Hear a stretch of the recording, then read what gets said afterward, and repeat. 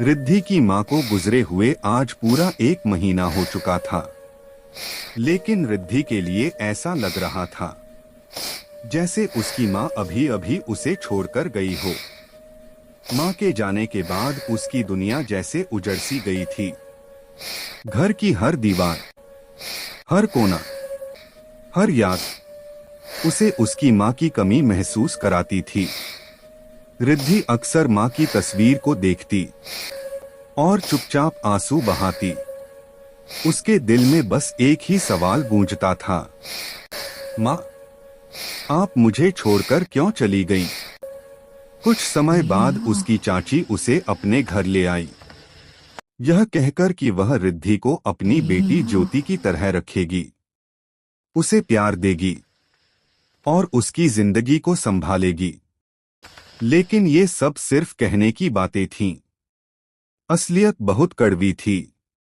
रिद्धि को बेटी नहीं, बल्कि घर की नौकरानी बना दिया गया था। वह सुबह सबसे पहले उठती, घर की झाड़ू लगाती, बर्तन धोती, कपड़े साफ करती, रसोई का काम संभालती और बिना थके दिन भर काम करती रहती, जबकि चाची आराम से टीवी देखती रहती और ज्योति साफ सुथरी स्कूल यूनिफॉर्म पहनकर हंसते खेलते स्कूल चली जाती।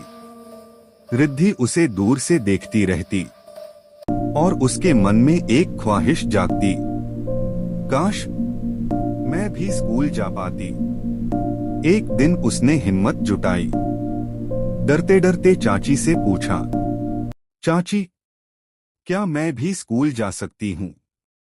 लेकिन जवाब में उसे सिर्फ डांट मिली और उसका सपना कुचल दिया गया। उस रात रिद्धि बहुत रोई। तकिए पर गिरते उसके आंसू उसके दिल का दर्द बयां कर रहे थे। हर रात वह अपनी मां को याद करती और रोते रोते सो जाती। कई बार नींद नहीं आती तो वह चुपचाप ज्योति की किताबें उठा लेती और कहानियां पढ़ती। कहानियां पढ़ते पढ़ते वह अपने दुख को कुछ देर के लिए भूल जाती। एक दिन गांव में मुनादी हुई। सरपंच ने कहानी प्रतियोगिता का ऐलान किया और कहा गया कि जो बच्चा जीतेगा उसकी पढ़ाई 12वीं तक फ्री करवाई जाएगी। लेकिन रिद्धि को फिर से घर के काम में लगा दिया गया। लेकिन उसने हार नहीं मानी। उसने जल्दी जल्दी काम पूरा किया और मौका पाकर चुपचाप प्रतियोगिता वाली जगह पहुंच गई।